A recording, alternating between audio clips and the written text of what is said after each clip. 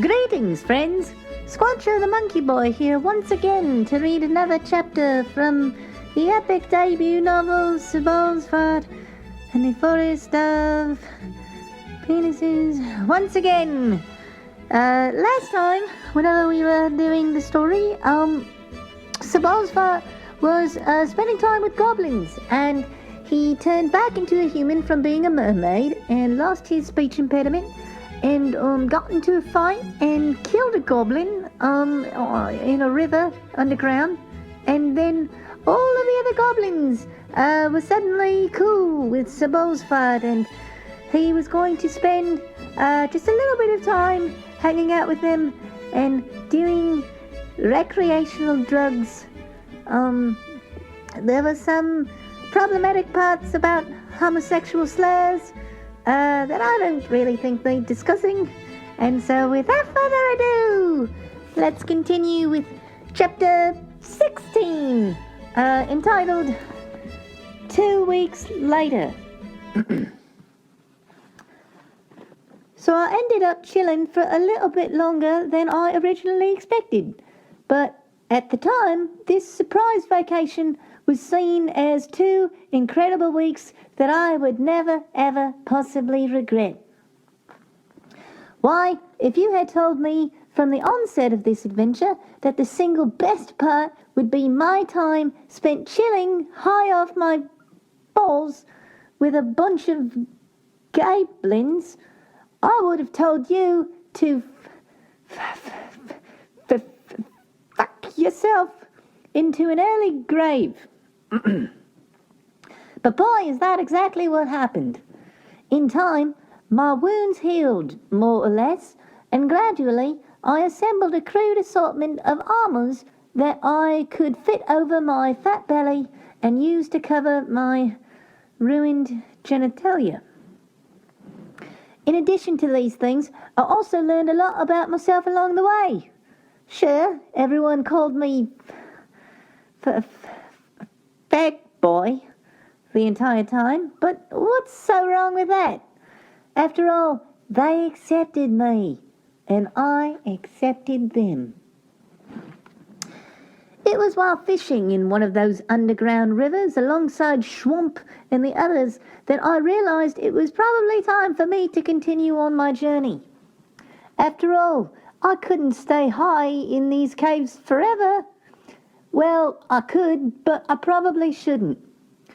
As I sat there holding my fishing pole and making dick jokes, I could see that in the distance an assembly of goblins were escorting one of those giant white beetle people towards a gruesome and painful death.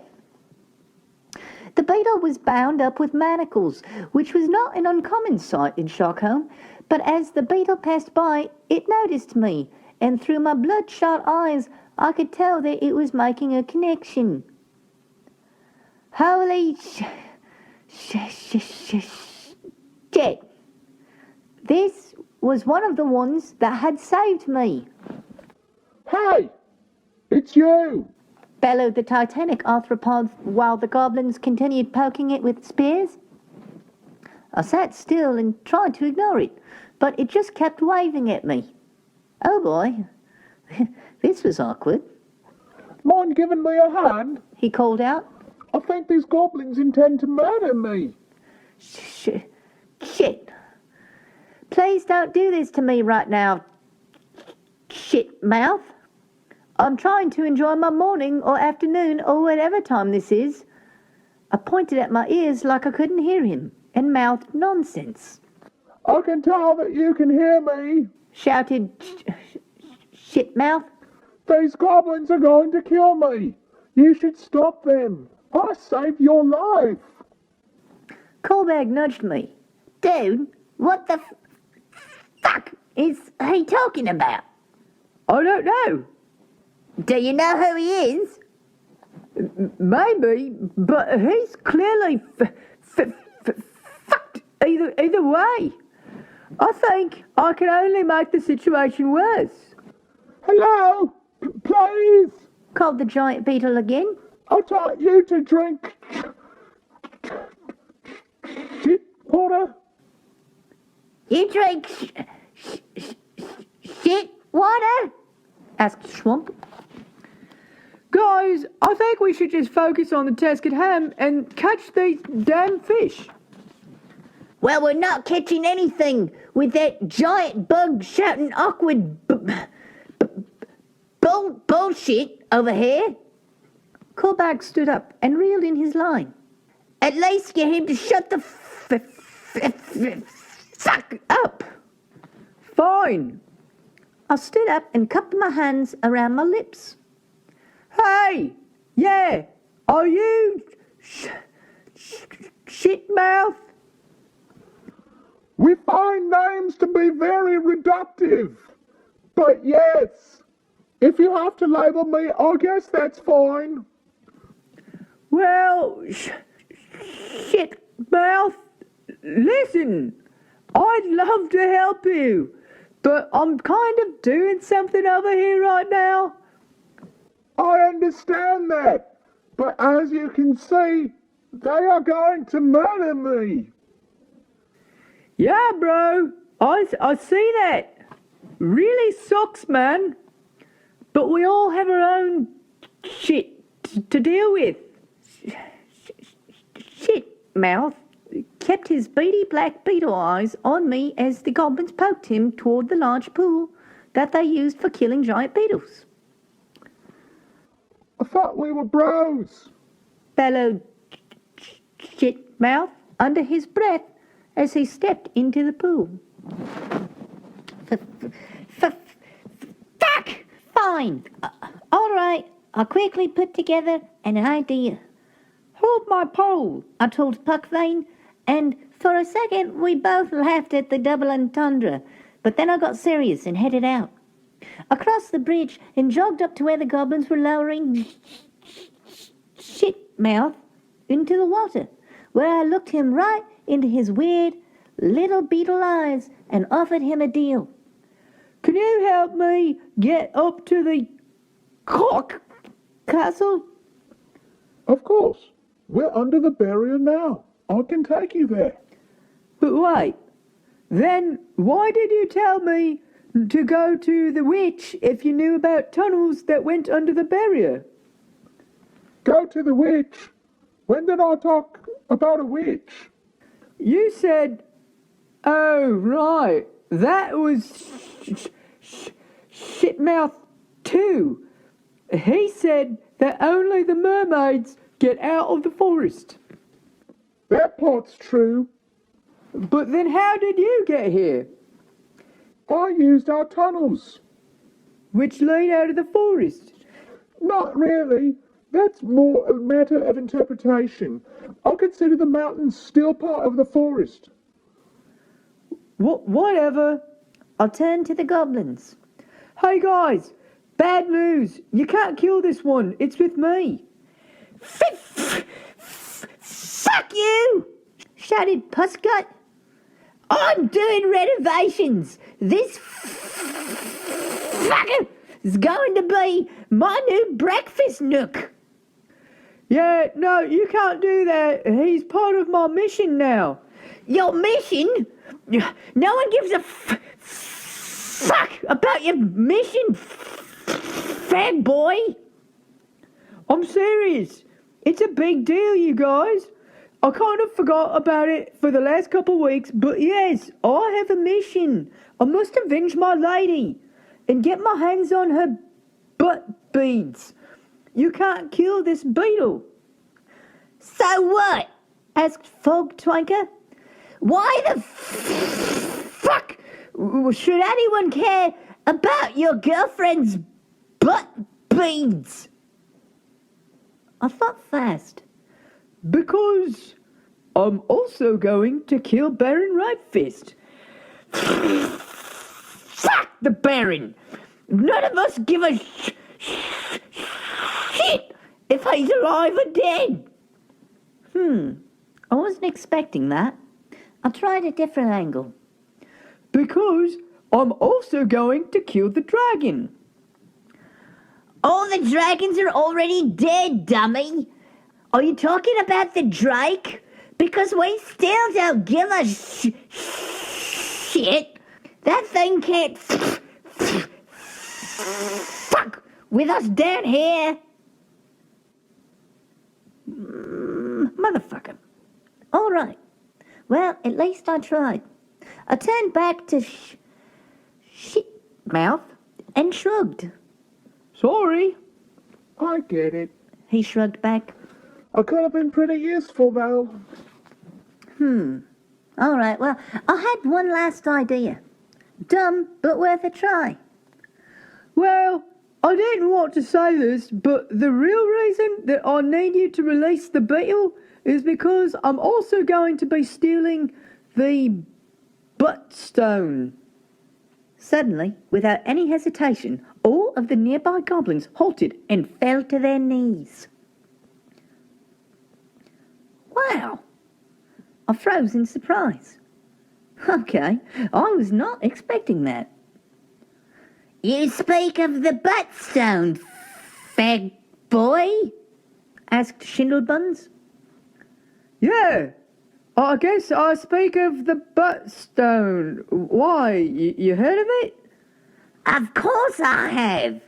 It's only the most important and powerful weapon in all of goblin history. It's both revered and feared. It's believed that countless generations ago, our ancestors held it within their grasp, and that it carries untold power. Huh. Cool. That's good, I guess. Because I'm going to take it. If you are going to retrieve the buttstone, then you must return it to us. It belongs to the goblins. Sure, whatever. Shindlebuns turned to another goblin. Spermus, take Feg Boy to the shaman. He has to learn about that shithead Gideon Taint Scratch and the history of the buttstone. Actually, no, I interjected. I'm good, Sperm. I've already heard this story before from the Kappas. I think I got it. But wait, if you guys care about the buttstone so much, then you should join me in laying siege to the Baron. Absolutely not. That Baron will totally kill fucking all of us. No. Fuck that. Go with Spermus. Learn what our shaman can teach you about your mission. And yes, we shall spare the dire beetle. Any chance at regaining the buttstone is worth 10,000 breakfast nooks. I sighed reluctantly. All right, whatever. I didn't really want to sit through another history lesson, but I followed Spermus back to the shaman's hut anyway. I'll spare you the lecture that the shaman proceeded to give me. It was mostly the same shit that the Kappas said, except with a few more details about the buttstone and a lot of nonsense concerning how much goblins hate dwarves. No one cares. Moving along. As I emerged from the shaman's hovel, it was now common knowledge throughout Sharkholm that I was going to be leaving soon, but I still needed to stick around for one last thing. Today, all of the goblins would be gathering in the centre of town to experience a performance, except this time it wouldn't be Grimhilda performing. No, this was the day of Jumfrey's long-awaited first recital. I got to the hub as the goblins were assembling and summited the big jagged rock to warm up the crowd. Hey! I shouted at the growing crowd. As some of you know, this is my last day. Please do not cry. The goblins said nothing. But before I go, I want to leave you with one last performance at the hub. You're all very used to seeing Grimhilda dominate this stage, but today I need all of you to greatly lower your expectations for our small friend Jumpy here, who would like to show you something that he's been working on for the past couple of weeks. Jumpy? A few goblins clapped unenthusiastically as I stepped down off the rock, fist-bumping Jumpy as he passed by carrying his instrument. The little big-eared goblin then took a seat at the tip of the rock, high above the community, and positioned his cutlet over his left hip. I closed my eyes and crossed my fingers, and Jumpy began to play. Boy, sang Jumpy, though that's using the word sang pretty loosely. Boy, you know you've got my love.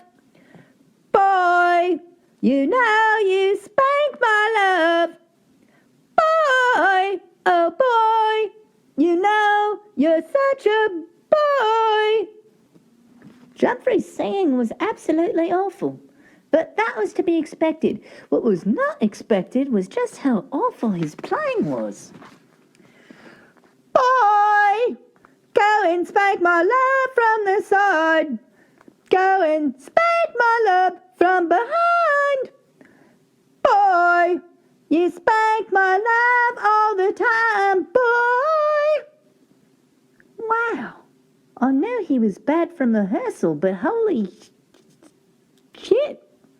I guess I hadn't really been paying attention. This was appalling. Boy, oh boy, you know, you're my boy. So spank it, baby boy. Come and spank my love. Boy, you spank my love. Holy fuck.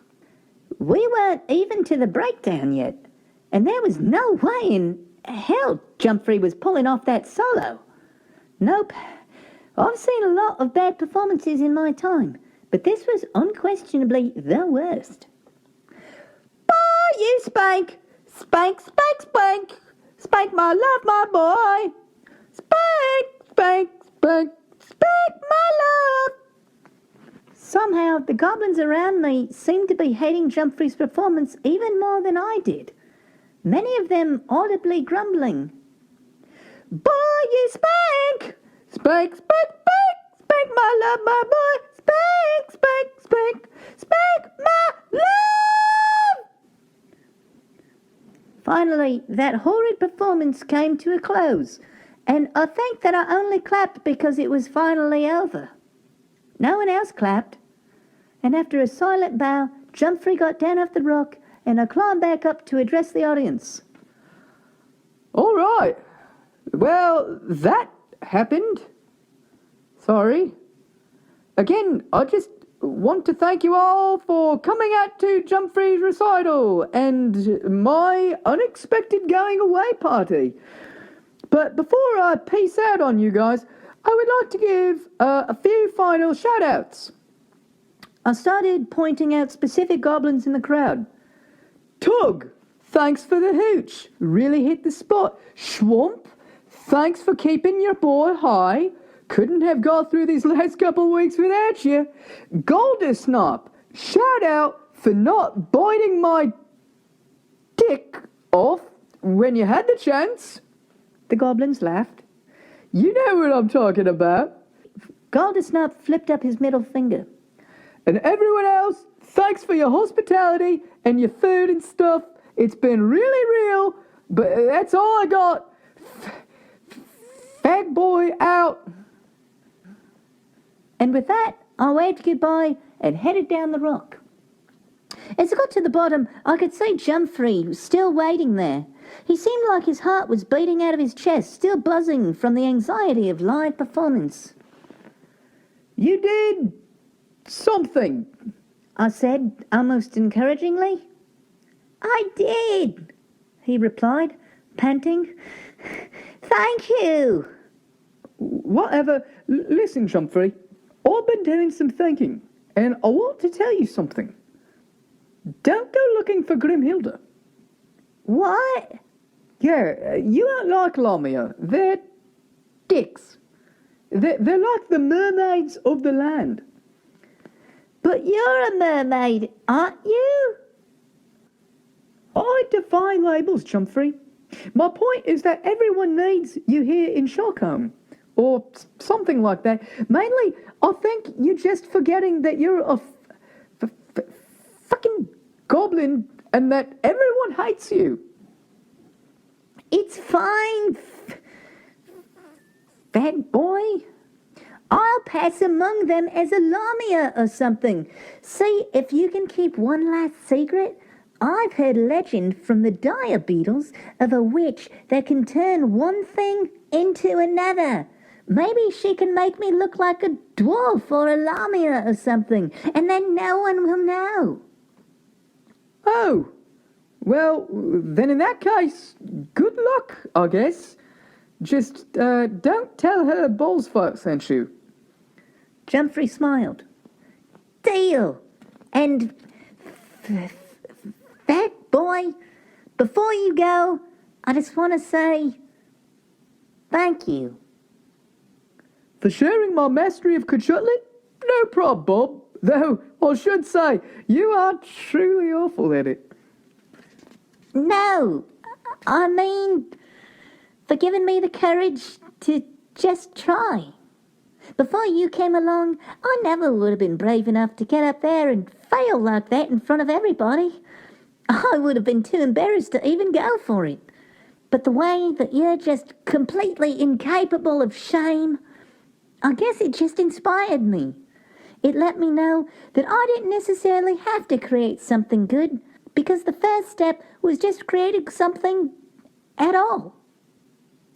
Thank you. I grinned proudly. Don't thank me, little guy. Or do. Yeah, actually, you probably should. But either way, if we're being completely honest here, then I think that there is one last thing that I should probably be saying to you. What's that? I put my hand on Jumfrey's shoulder. I know that you've wanted to fuck me from the moment you laid eyes on me, Jumfrey. And I just wanted to say, though I would never ever let you live out your sick and twisted fantasy, I completely understand. What? But I don't want to fuck you, fag boy. Sure, Jumfrey. I winked. It'll be our little secret. No, honestly, I'm not even a little bit attracted to you. I like goblins. Whatever you say, little buddy. Whatever you say. I winked 2 more times and then moved down the line, putting my hand on Zotard's shoulder. And Zotard, old pal, original tormentor, you piece of shit. I just want to let you know that I know you jizzed in my hair while I was sleeping that first night. And, well, I forgive you. What? I didn't jizz in your hair? Well then, Puckvein jizzed in my hair because I woke up the next morning and there was definitely jizz in my hair. No, you got it all wrong. Neither of us jizzed in your hair, fat boy. Really? Wow, I could have sworn that there was jizz in my hair when I woke up. Well, that sure is a relief. Yeah, no, we jizzed in each other's butts, and then afterwards we felched out that jizz with our mouths and then took turns spitting it on your head. I folded my arms and cocked my brow. Zotard, you fucking scoundrel. Zotard laughed, did a little jig, and then clicked his heels.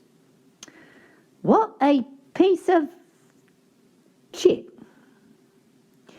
I moved down the line to Schwump. We said nothing, but simply did that cool handshake that we practiced. And that was that. That was how I said goodbye to the Gablins. Turns out that despite forcing me to sit in my own filth in a cage while they tortured my dick with wasps, those guys were actually pretty cool. I would never ever miss them, but at least I didn't hate them. I jogged over to Shitmouth, who is now sitting on the ground at the edge of the crowd, very much not dead. Ready to rock? Asked the giant bipedal beetle. Assuming we can find tunnels big enough to fit your fat ass. Oh, I think we'll be fine. Most species are nocturnal. We sleep in burrows during the day. This cave and all the other big caves around here were made by us over thousands of years and stuff. There should be enough room. Dope. But before we roll, I do need one last thing that we need to get. What's that? See that lamppost over there? I pointed to the great lance of Naiadis, which was now sticking halfway out of the ground, tied up with ropes and holding a bowl of burning lamp oil. I'll need you to rip that shit up from the rock and hand it to me. I would do it, but you know how my back is. I got you, fam. Shitmouth trudged over to the lance, gripped it with all four hands, and shimmied it out of the rock. Here you go. Bitchin'. Okay, well that's it. Let's rock. We started walking through Shockholm towards the exit. Oh, and one other thing. Shitmouth. What's up? I hesitated before even asking because it was kind of an awkward question, but I just had to know. Is it okay if I write you? Shitmouth seemed caught off guard by this. Right, me? Like on your shoulder or something. It's just that I'm going into battle against an evil baron in his big scary dick castle. And I'd bring a goblin army instead, but they're all pussies. What I'm trying to say is that it would really help me get my head in the game if you let me ride high, you know? I guess I see your point, but I've never had anyone ride on my shoulder before. Wouldn't that be weird? Won't you feel like a little parrot or something? You know what? Never mind. It's fine. I'm sorry I asked. No, it's no problem. It's just, no one's ever asked me that before. I've just never considered it. Yeah, don't even worry about it. It was a dumb idea. I'm not saying that. I'm just saying it's weird. It's dumb. It's not dumb, seriously. You know what? I'll think about it. Yeah? Yeah, and when we get outside, I'll let you know how I feel about it then. Maybe I'll be down, maybe not. Okay, cool. But right now, I'm still just a little shook up from getting trapped by goblins and then stabbed a whole bunch of times and then almost getting murdered and then having to watch the dude that I saved avoid helping me over and over again. It's just been a really long day. Oh, yeah, I get that, and I appreciate it, honestly. Just let me know how you feel when we're outside. No hard feelings either way. No hard feelings? Seriously? No hard feelings. Cool. All right, let's do this. Yeah, awesome. Let's get the fuck out of here. All right, and that is the end of chapter 16. Wow. All right, well, thoughts on chapter 16? A lot more dialogue than I was expecting. It was exciting to see the Beatles come back. Jumfrey's performance was interesting, and it kind of skipped over what happened with the shaman. That was a little odd. But all in all, another, let's call it perfect chapter from the perfect book. Ballsfart and the Forest of Penises.